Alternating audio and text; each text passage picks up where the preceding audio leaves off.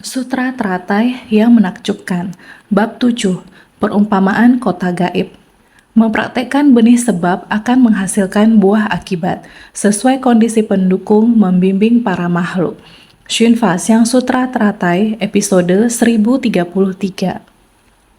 Mempraktekkan benih sebab akan menghasilkan buah akibat, sesuai kondisi pendukung membimbing para makhluk. Orang kaya materi yang kaya batin ibarat dari tempat bercahaya memasuki tempat yang terang benderang. Orang kaya materi yang miskin batin ibarat dari tempat bercahaya memasuki tempat yang gelap. Orang miskin materi yang miskin batin ibarat dari tempat gelap memasuki kegelapan. Kita bisa pahami. Kita sering mengatakan mempraktekkan benih sebab akan menghasilkan buah akibat. Sering dikatakan, hukum sebab akibat jangan dianggap remeh. Setiap hari membangkitkan sebersit niat pikiran. Setiap hari menggerakkan tangan dan kaki melakukan kegiatan. Semua dimulai dari sebersit niat. Ini adalah awal dari segala yang kita lakukan. Dengan adanya tindakan awal ini, maka akan ada buah. Ada sesuatu benda di sana dan ingin dipindahkan ke sini. Begitu niat ini timbul, tangan akan bergerak, mengambil barang tersebut. Ini adalah benih sebab dipindahkan dari tempat ini, meletakkan di tempat lain. Akibatnya barang bergerak dari sini ke sana. Tindakan yang ringan seperti ini juga termasuk mempraktekkan benih sebab dan buah akibat. Mengapa? Barang yang diletakkan di sana, mengapa Anda mau memindahkannya ke sini? Ini pasti ada sebab dan akibatnya. Pasti ada sesuatu. Diletakkan di tempat ini kurang cocok. Merasa dipindahkan ke sini lebih enak dipandang. Ini karena hukum sebab dan akibat yang membangkitkan tindakan kita, memindahkan ke posisi tersebut. Dalam kehidupan sehari-hari, ada yang namanya mempraktekkan benih sebab akan menghasilkan buah akibat sesuai kondisi pendukung. Inilah dalam kehidupan kita sehari-hari, hal sekecil ini pun juga tak terlepas dari hukum sebab dan akibat. Tidak terlepas. Melatih diri juga sama, tetapi melatih diri merupakan suatu hal yang besar. Dari kehidupan sekarang membangun tekad dan membangun ikrar. Ini adalah benih sebab di kehidupan ini.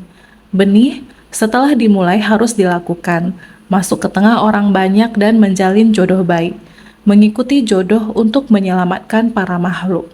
Di kehidupan sekarang melakukan seperti ini. Kehidupan akan datang juga masih akan seperti ini.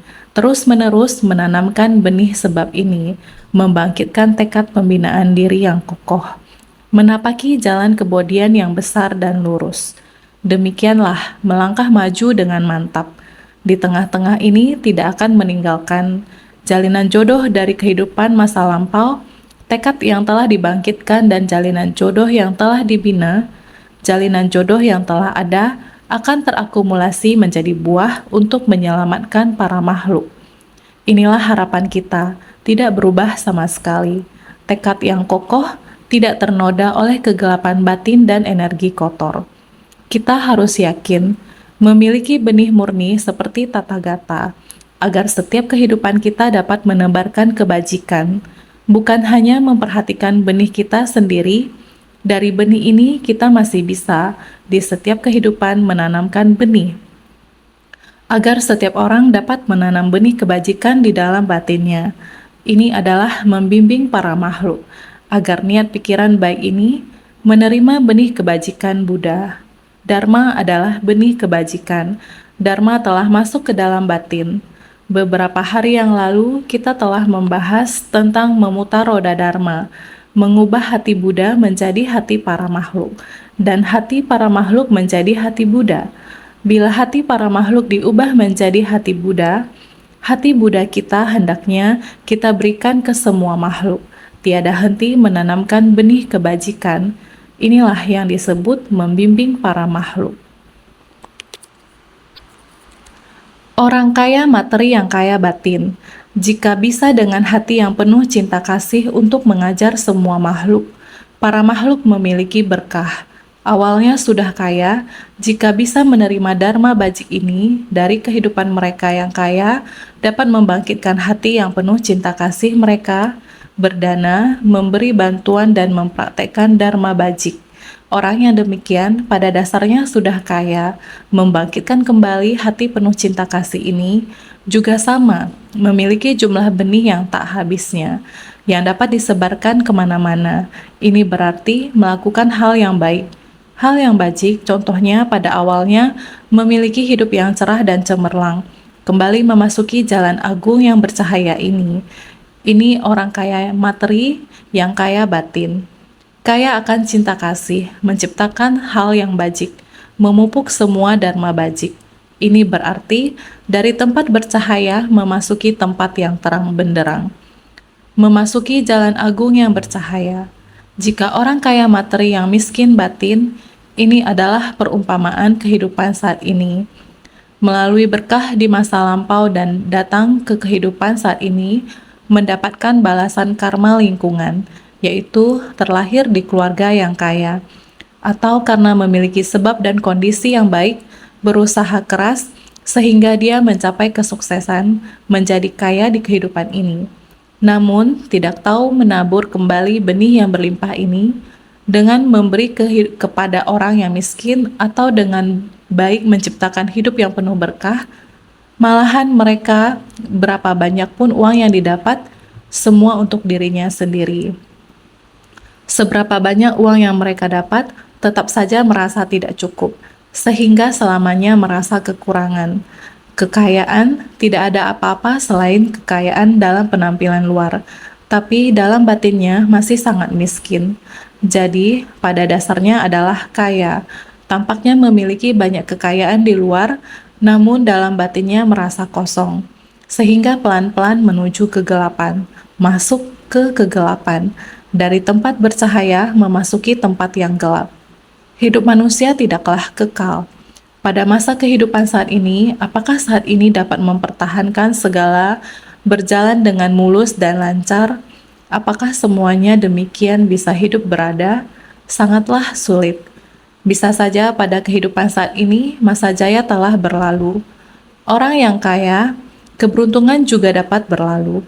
Bisa saja pada kehidupan saat ini merupakan kebangkitan besar. Juga terjadi kejatuhan besar di masa kehidupan saat ini. Dalam kehidupan manusia, kebangkitan dan kejatuhan adalah tidak kekal. Pada masa kehidupan saat ini dimulai dari tempat bercahaya. Dengan sendirinya, ketika ketidakkekalan tiba, semuanya akan musnah. Ataupun kehidupan pada saat ini, sedikit berkah pun tidak tercipta. Di saat pergi, akan pergi dengan kedua tangan kosong. Kehidupan mendatang tidak diputuskan oleh diri sendiri. Sebenarnya balasan ada di mana? Tidak diketahui. Sehingga ini disebut dari tempat bercahaya memasuki tempat yang gelap. Bagaimana dengan orang miskin materi yang miskin batin? Yaitu pada saat kehidupan saat ini telah mengalami kemiskinan dan memiliki penyakit, ataupun di tengah kemiskinan membawa batin yang tidak sehat. Batin dan jasmani telah sakit dan juga kemiskinan. Kehidupan pada saat ini sangatlah menderita. Banyak karma yang terdapat di tubuhnya. Pada masa ini tidak memiliki harapan, karena diri sendiri tidak dapat memutuskan sendiri kekuatan karma yang dilakukan di masa lampau. Berhubung tidak menciptakan berkah dan tidak melatih diri di jalan kebajikan, maka pada masa kehidupan ini, jalan kebenaran sangat sulit dijalani. Selalu berada di dalam kegelapan. Tidak ada dewa penolong. Tidak ada arah menuju tempat yang bercahaya. Maka ini disebut dari tempat gelap memasuki kegelapan. Dari tak terlihat telah ditentukan di dalam kehidupan ini. Dari tak terlihat ini, kegelapan di tengah kebingungan masuk ke tempat yang lebih gelap lagi. Ini adalah orang miskin di antara yang miskin. Miskin materi, miskin batin. Tetapi di dunia ada juga orang miskin materi yang kaya batin. Di kehidupan lalu, meskipun telah menciptakan benih penyebab kemiskinan, namun juga telah menciptakan benih penyebab kekayaan. Maka di kehidupan ini, walaupun dia miskin di dunia, tetapi ada dewa penolong yang mengajaknya. Dia dapat melihat cahaya di dunia, timbul pikiran yang bergejolak, menuju ke arah yang bercahaya. Meskipun sangat susah, juga rela bersumbangsi. Sesuka hati atau sepenuh hati bersumbangsi. Ini adalah orang miskin materi yang kaya batin. Saya sering memberi contoh di dunia saat ini, tidak hanya banyak orang di sekitar kita, para bodhisatwa dunia di sekitar kita sedang menciptakan berkah di dunia. Belum tentu mereka orang kaya. Ada beberapa orang hidup dalam kemiskinan. Mereka rela mengatasi kemiskinan mereka dan bersedia bersumbangsi. Saya tidak punya uang, saya punya tenaga, saya bersedia melakukannya. Jika kalian menonton acara TAI TV Bayangan Bodhisatwa, kamu dapat melihat orang kaya materi yang kaya batin mengesampingkan ketenaran dan keuntungan, mengesampingkan status mereka terjun ke kerumunan orang banyak, bahkan melakukan pelestarian lingkungan demi melindungi bumi, bersedia bersumbangsi di kerumunan orang banyak, yang berwujud ataupun tidak berwujud. Apakah itu uang atau tenaga, tidak ada batasan dalam bersumbangsi seperti ini. Ini adalah orang kaya materi yang kaya batin. Terus-menerus menciptakan berkah, tidak ada penyesalan. Sejak membangkitkan tekad, terus-menerus melangkah maju dan tidak mundur, juga tidak berhenti. Ini adalah orang kaya materi yang kaya batin. Ada juga orang miskin materi yang kaya batin. Mereka kaya dengan hati penuh cinta kasih. Dalam organisasi besar ini, semua orang setara, sama-sama dapat bersumbangsi dengan sekuat tenaga. Meskipun miskin, namun mereka bisa memberi dengan segala upaya mereka. Meskipun dari luar kelihatan miskin, namun di dalam batin mereka adalah kaya. Mereka kaya batin, kaya akan kekuatan tenaga mereka untuk bersumbangsi. Ada yang berusia 80-90 tahun, dari cerita kehidupan mereka di masa lalu sampai saat ini tetap sama, mereka rela bersumbangsi. Tidak membedakan usia, mereka semua sama. Tidak peduli berapa banyak waktu telah berlalu, juga sama saja. Ini sangat indah cemerlang. Meskipun kelihatan, kehidupan bodhisatwa tua ini di masa lalu tampaknya penuh dengan penderitaan. Meskipun sekarang juga masih susah, tapi mereka orang yang sangat patut disayangi. Di masa muda bekerja keras demi keluarganya dan membesarkan anak-anaknya, sampai anak-anak memiliki usaha sendiri. Dia dapat menikmati hidupnya, tetapi mereka tidak mau untuk menikmati hidup. Tapi dia rela untuk bersumbangsi demi dunia ini. Ada juga yang seumur hidupnya sangat bersusah payah. Anak-anaknya sudah besar, namun mereka merantau jauh, meninggalkan kampung halaman. Juga demikian, orang tua juga sama hidup kesepian sendiri. Anak-anak mereka tidak ingin berada di samping mereka, juga tidak mau peduli dengan mereka. Ada juga yang anaknya berbakti, berpikir bahwa anak-anak mereka tumbuh dewasa dan sukses dalam karir mereka. Tapi hidup ini tidak kekal, tiba-tiba penuh ilusi dan tidak kekal adanya. Gelembung harapan mereka pecah. Ini adalah penderitaan. Mereka kemudian bertemu dengan orang mulia yang menemani mereka, menarik mereka dan membuka pikiran mereka. Hidup ini tidak kekal, hati dan pikirannya sudah terbuka. Meskipun mereka hidup sendiri dan sangat menderita, begitu mereka bergabung dengan keluarga besar ini, ternyata di jalan bodhisatwa ini mempunyai teman yang begitu banyak. Mereka membuka hati dan pikiran mereka dengan tenaga kekuatan mereka.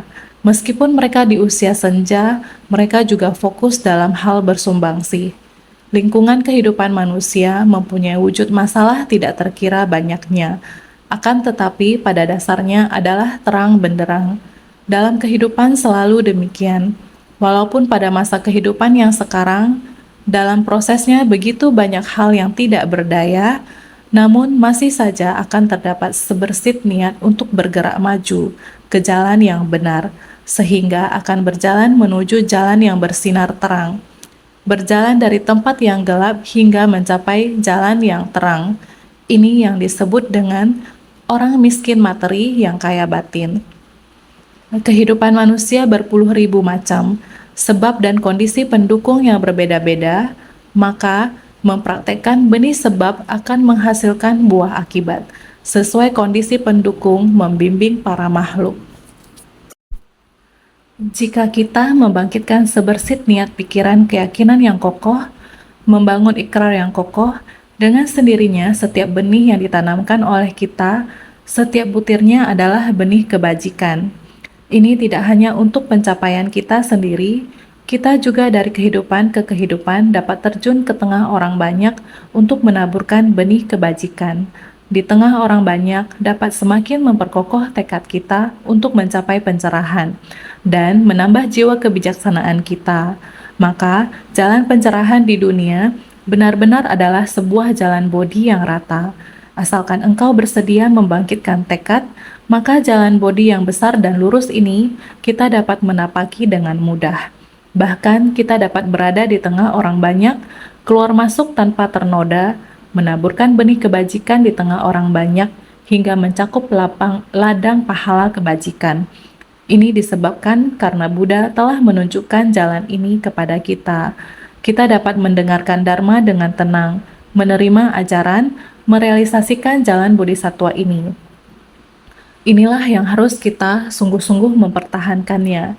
Jadi, di dalam naskah sutra sebelumnya, kita melihat bagaimana Raja Dewa Brahma datang ke dunia, melihat Buddha Mahabhishna Nanabibuh duduk di Bodhi Manda. Raja Dewa Brahma, semua orang merasakan sukacita dan bersujud dengan penuh hormat, dan menaburkan bunga setinggi gunung Semeru, dan memberikan persembahan kepada pohon Bodhi dan Buddha. Mereka bersama-sama seraya berkata demikian. Semuanya satu hati, mengungkapkan dengan penuh ketulusan. Sehabis mempersembahkan bunga, masing-masing mempersembahkan istananya kepada Buddha itu. Seraya berkata demikian, "Sudi kiranya melihat pada kami dengan keibaan dan memberikan manfaat pada kami sekalian. Semua istana yang kami persembahkan, sudi kiranya diterima." Sutra Teratai Bab 7, Bab Perumpamaan Kota Gaib. Sudi kiranya melihat pada kami dengan keibaan dan memberikan manfaat pada kami sekalian. Mereka dengan tulus memohon kepada Buddha agar berwelas asih. Semua istana yang kami persembahkan sudi kiranya diterima. Ini adalah sebersit niat yang tulus. Buddha yang maha tersadarkan dapat memahami kami dan menerima ketulusan kami. Pada ketika itu, para Raja Dewa Brahma dengan satu hati dan satu suara, bersama-sama memohon kepada Buddha dan mengungkapkan niat mereka. Jadi dikatakan bahwa pada ketika itu, para Raja Dewa Brahma di hadapan Buddha dengan satu hati dan satu suara berkata dalam bentuk syair, "Bagus sekali dapat bertemu dengan para Buddha, para suciwan yang dimuliakan, orang yang menyelamatkan dunia. Di dalam penjara dari 3 kelompok alam, mampu mendorong para makhluk untuk keluar darinya." Sutra Teratai Bab 7, Bab Perumpamaan Kota Gaib. Ada sangat banyak penderitaan di dalam 3 kelompok alam, dimulai dari alam tak berwujud sampai ke alam berwujud hingga alam nafsu. Meskipun alam tak berwujud, tidak berbentuk dan tiada wujud, akan tetapi jiwa adalah tidak berwujud. Niat pikiran kita, bagaimana rupa niat pikiran saya? Apakah kamu tahu? Terkadang niat pikiran orang seperti ini, namun yang diungkapkannya tidak sama seperti ini. Pikiran ketika seseorang menghadapi orang lain dan berpikir, "Ketika saya melihat orang ini, saya benar-benar merasa sangat tidak senang." Ini adalah dendam, kebencian, dan iri hati. Namun ia telah melihat orang itu, kemudian ia berkata, "Sangat senang bertemu dengan kamu, sudah lama tidak bertemu, mari datang." Ia memegang tangannya dan berkata, "Mari, silahkan menikmati teh." Namun di dalam hatinya merasa tidak rela. Tidak rela, wujudnya seperti apa? Yang terlihat adalah sambutan yang hangat dan penuh perhatian, namun niat sebenarnya tidak terlihat. Sering terjadi seperti ini. Niat pikiran telah berada dalam kegelapan batin, namun kita tidak melihatnya. Ini adalah tanpa rupa. Di dalam hati kita muncul gejolak, kerisauan dan kegelapan batin dari rasa tidak suka ini. Ataupun singkat kata, banyak sekali di dunia tempat tinggal manusia yang terlihat jelas adalah sahabat yang baik, namun ternyata terus membawanya ke arah tidak benar, sampai akhirnya akan kehilangan segalanya, tidak punya apa-apa lagi, atau dalam satu periode waktu yang panjang. Segalanya yang dilakukannya amat memuaskan, namun dalam hatinya memikirkan apa kita tidak tahu. Yang ditunjukkan terlihat sudah berkenan, sampai akhirnya karena semua hal saya mengandalkan dirinya. Namun karena hal inilah saya sekarang tak memiliki apapun. Kisah hidup seperti ini juga ada. Ini disebut alam tidak berwujud. Hati orang kita tidak mampu melihatnya. Yang tidak terlihat adalah kerisauan, kegelapan batin, dan delusi. Ini adalah masih berada dalam alam tidak berwujud. Dalam kehidupan kita terdapat alam tidak berwujud. Kehidupan kita juga ada alam berwujud. Alam berwujud sangat murni, sangat berlimpah, sangat berpuas diri. Mereka berkecukupan dan mau berdana. Ini adalah orang kaya materi dan kaya batin. Mereka ini seperti Raja Dewa Brahma. Dia dulu mempraktekkan 10 kebajikan tertinggi, menaati sila juga yang tertinggi. Kehidupan ini terlahir di alam surga. Di alam surga, Brahma menikmati berkah surgawi. Seperti kita di dunia ini, jika di kehidupan sebelumnya kita berbuat 10 kebajikan dan menjaga sila, maka di kehidupan ini kita akan kaya dan makmur, dan masih ada sebersih niat kebajikan dan tidak serakah. Uang yang dicari di dunia ini digunakan kembali di dunia ini. Sangat ikhlas dan rela bersumbangsi, dilakukan dengan sangat bahagia, sangat tulus, bukan dibuat-buat. Benar-benar bersumbangsi tanpa pamrih. Inilah orang yang kaya materi dan batin. Inilah Buddha Dharma, karena di kehidupan sebelumnya menerima ajaran kebajikan, maka dia terselamatkan. Dia dapat keluar dari alam nafsu dan tidak terbelenggu oleh kerisauan dan ketidaktahuan dalam batin, dan juga tidak terjerumus ke dalam nafsu duniawi. Dia tetap menggunakan kekayaan duniawi untuk melatih diri dalam hal non-duniawi. Inilah kaya materi dan batin.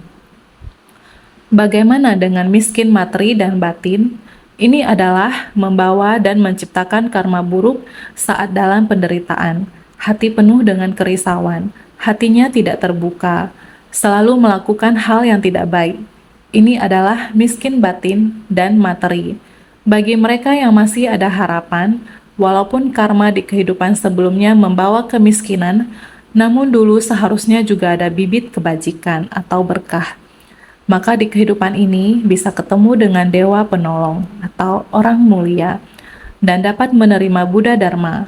Maka walaupun pada awalnya sangat sengsara, namun dia rela bersumbangsi. Bersumbangsi walaupun kehidupannya sengsara. Akan tetapi batinnya sangat bahagia. Lihat Afrika. Lihatlah orang yang menderita karena kemiskinan di sana. Orang yang miskin materi tetapi kaya batin. Hatinya begitu kaya. Inilah yang dikatakan orang yang kaya batin di tengah kemiskinan. Meskipun diri sendiri sangat kesusahan, mereka masih bisa keluar dari kesulitan, bahkan bisa membantu orang lain. Inilah disebut kaya batin dalam kemiskinan. Batin mereka sungguh kaya sehingga dapat terhindar dari 3 kelompok alam.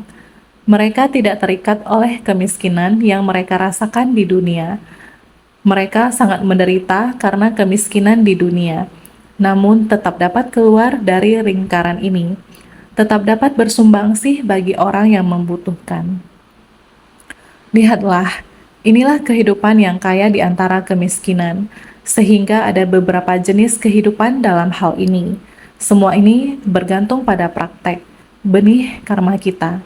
Kita harus bersungguh hati menggenggam jalinan jodoh yang ada. Kita harus sangat memperhatikan benih ini, yaitu membangkitkan niat. Apabila kita memantapkan niat hati kita dan memantapkan keyakinan kita, dengan sendirinya akan menerima dharma, dan tekad kita sangat kokoh. Apabila tekad kita teguh, bahkan bukan tidak mungkin kita bisa menjadi orang kaya materi, tetapi juga miskin batin. Dalam terangnya cahaya lalu masuk ke dalam tempat yang penuh kegelapan, juga bukan tidak mungkin. Apabila tekad kita sudah mantap dan teguh, bahkan saat kita membawa karma kembali ke dunia, orang yang miskin materi, namun menjadi orang miskin materi yang kaya batin, dikarenakan batin mereka menyimpan dharma, sehingga orang miskin materi yang kaya batin dari tempat yang gelap keluar menuju jalan yang penuh cahaya terang. Ini semua dikarenakan satu niat dan tekad, sehingga tekad kita sangat butuh diteguhkan. Karena benih seperti ini sangat penting, semua dari kita harus bersungguh hati. Naskah sutra berikutnya mengatakan, sang kebijaksanaan universal yang dimuliakan oleh para dewa dan manusia, menaruh iba pada segala jenis makhluk, dapat membukakan pintu amerta untuk secara luas menyadarkan semua makhluk. Sutra Teratai Bab 7, Bab Perumpamaan Kota Gaib. Sang kebijaksanaan universal yang dimuliakan oleh para dewa dan manusia adalah Buddha yang maha tercerahkan. Buddha adalah seorang yang tercerahkan yang telah melampaui segalanya, sehingga antara dewa dan manusia, di antara para dewa yang paling dimuliakan. Oleh sebab itu disebut sang kebijaksanaan universal. Tidak hanya di antara manusia, juga termasuk dewa, sehingga dia dimuliakan oleh para dewa dan manusia, menjadi orang yang paling mulia di antara para dewa dan manusia. Sang kebijaksanaan universal yang dimuliakan oleh para dewa dan manusia menaruh iba pada segala jenis makhluk. Kebijaksanaan Buddha yang universal termulia di antara para dewa dan manusia, menaruh iba pada semua makhluk, membasahi akar kebajikan dari semua makhluk.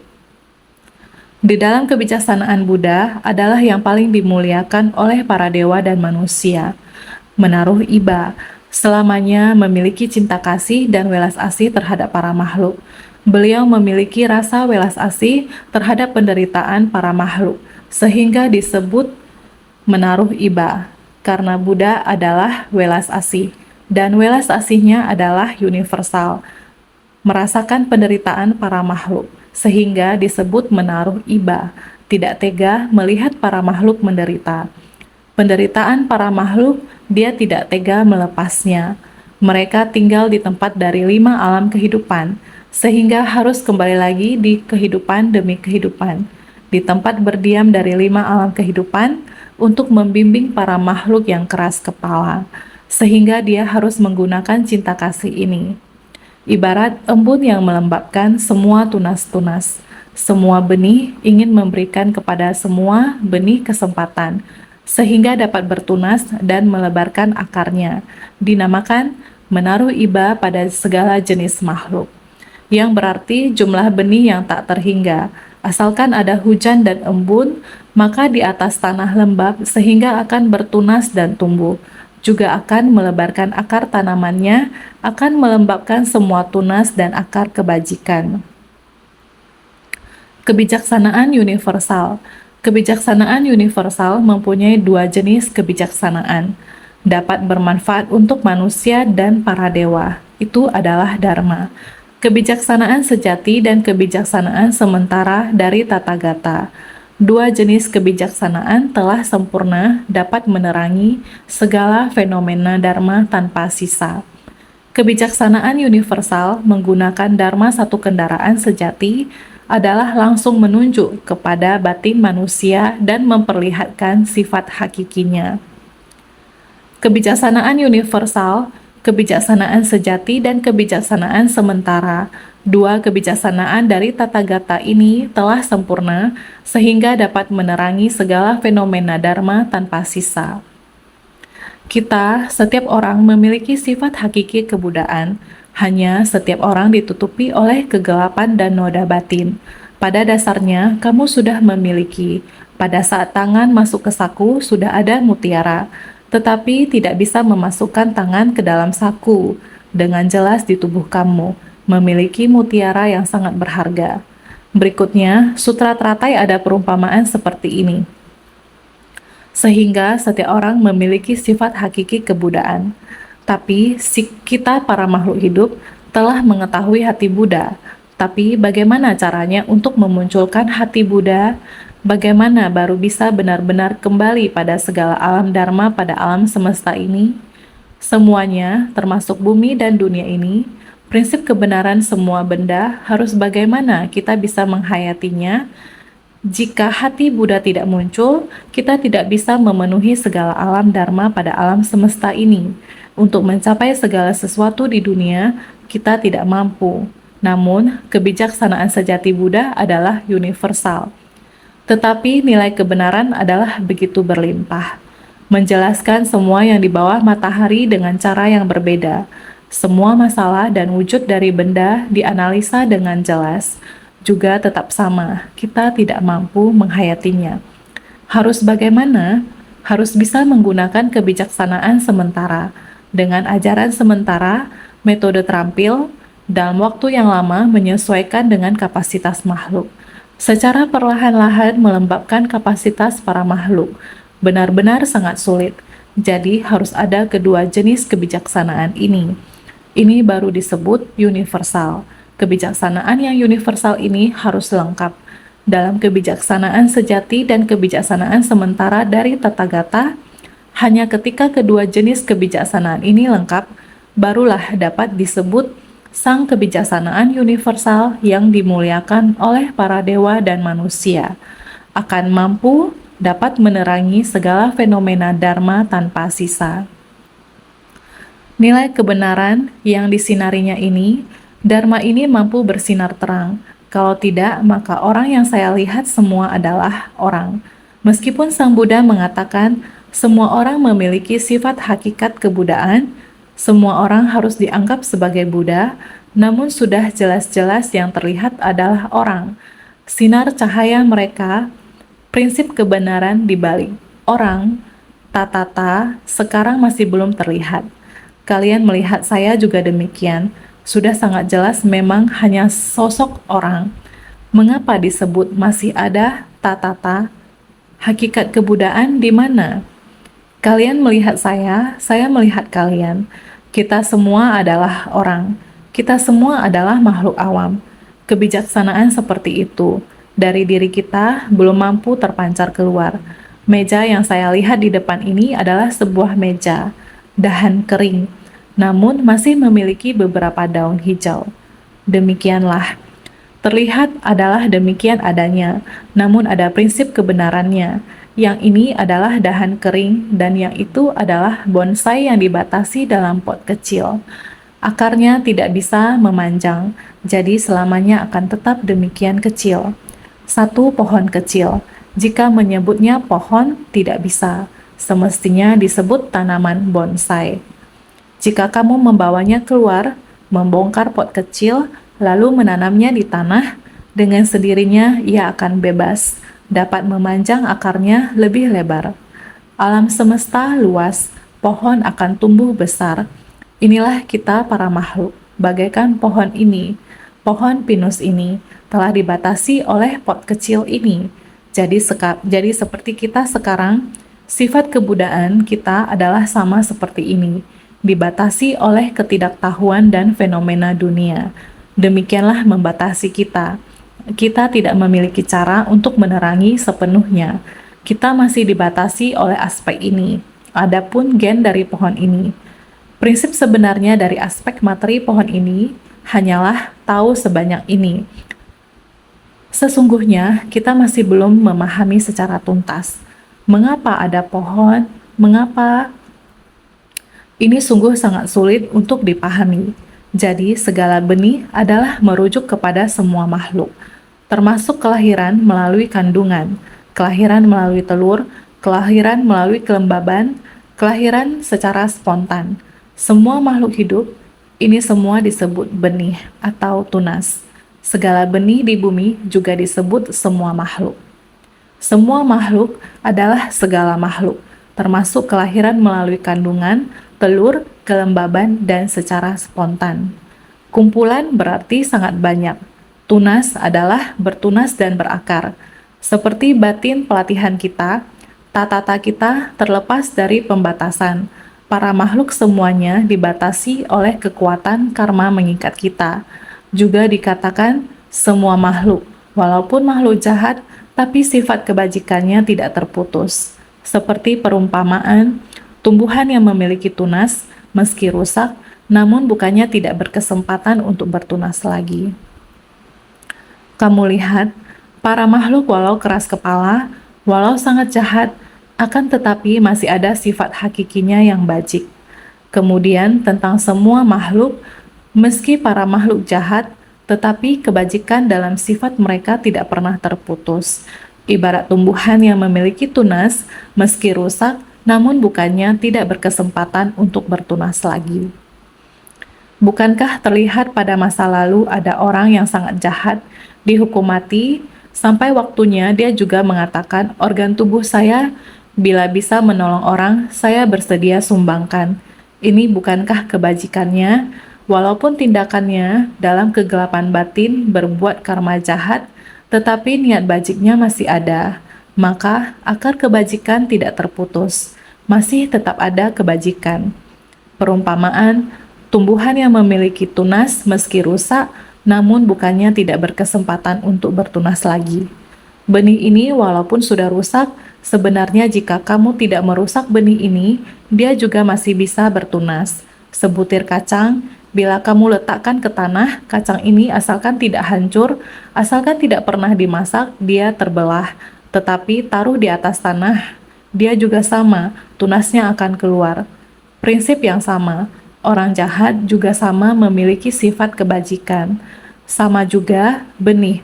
Walau benih yang kurang bagus ditanam ke dalam tanah, begitu menerima udara, kadar air, sama juga dia juga akan bertunas, sehingga dapat membukakan pintu amerta. Buddha yang tercerahkan. Beliau berada di dunia, bisa ada amerta, dharma. Dharma seperti amerta, di perumpamaan seperti amerta. Dapat membukakan pintu amerta. Amerta adalah obat keabadian bagi para dewa. Buddha memberikan pengajaran Dharma untuk membuat terbebaskan dari samsara, makanya dinamakan amerta. Buddha berceramah, Dharma memberi pengajaran secara luas kepada para makhluk, sehingga akar kebajikan para makhluk tidak hilang. Supaya para makhluk dapat menumbuhkan akar kebajikannya, bisa menumbuhkan jiwa kebijaksanaannya, sehingga membuat terbebaskan dari samsara, dinamakan amerta, yaitu dharma. Dikatakan terdapat pohon amerta, pada pertengahan musim gugur, embun menetes pada dedaunannya, lalu orang-orang mengambilnya sebagai obat panjang umur. Bila tetesan jatuh ke tanah, akan berubah menjadi mutiara. Ini seperti orang yang mendengar dharma dan menyerapkannya ke dalam kesadaran, akan berubah menjadi benih bodhi. Dan juga demikian mengatakan, seperti amerta menetes di pohon, seperti embun pada pertengahan musim gugur, sampai pada musim gugur, embun lebih berat, embun lebih banyak, embun menetes pada dedaunan. Jika manusia mengambil air embun dari dedaunan, akan sangat murni dan jernih. Orang-orang mengambilnya sebagai obat panjang umur, dapat membasahi. Jika jatuh ke tanah, butiran embun jika jatuh ke tanah akan berubah menjadi mutiara. Seperti manusia mendengarkan dharma dan masuk dalam kesadaran. Jika air menetes ke tanah, juga demikian kembali ke tanah. Seperti air yang murni dan jernih. Manusia meminumnya. Embun menjadi air, diminum bisa menghilangkan dahaga. Menetes ke tanah juga dapat membasahi tanah. Seperti batin kita, batin jika dharma diserap ke dalam batin, yaitu dalam kesadaran, tersimpan dalam kesadaran kedelapan kita, ataupun kesadaran kesembilan, jika dapat digunakan dengan baik, maka akan kembali ke kesadaran kesembilan, yaitu sifat Buddha. Berubah menjadi benih bodhi. Setiap tetesan digunakan dengan baik, sehingga secara luas menyadarkan semua makhluk. Tathagata mengamati segala fenomena dharma dan semua makhluk. Semuanya adalah setara. dengan hati maha welas asih dan sesuai kapasitas mereka, menampakkan diri untuk memandu agar mereka memahami dan masuk. Inilah yang dinamakan kebijaksanaan terhadap kesetaraan dalam sifat hakiki. Menyelamatkan dan melindungi segala makhluk dinamakan secara luas menyadarkan semua makhluk. Tathagata mengamati segala fenomena dharma dan semua makhluk. Semuanya adalah setara. Buddha membimbing secara luas terhadap segala makhluk, melihat para makhluk dengan setara dewa manusia, ataupun para makhluk yang ada pada 3 alam samsara. Bagi yang maha tersadarkan adalah setara. Dengan hati maha welas asih dan sesuai kapasitas mereka, menampakkan diri untuk memandu. Inilah tujuan Buddha datang ke dunia, berharap dapat membimbing para makhluk. Setiap orang dapat memahami dan memasuki, sehingga demikian sehingga dinamakan kebijaksanaan terhadap kesetaraan dalam sifat hakiki. Buddha telah setara terhadap para makhluk, ada kebijaksanaan sejati. Kebijaksanaan sementara bersatu dan disebut kebijaksanaan terhadap kesetaraan dalam sifat hakiki. Menolong dan melindungi para makhluk dinamakan secara luas menyadarkan semua makhluk. Sehingga kita harus bersungguh hati. Dharma selalu berada pada kehidupan kita. Mempraktekkan benih sebab akan menghasilkan buah akibat. Sesuai kondisi pendukung membimbing para makhluk. Kita semua harus sangat bersungguh hati, memperkokoh niat pikiran dari masa kehidupan ke kehidupan, bersumbangsi di tengah kerumunan orang, harus senantiasa lebih bersungguh hati.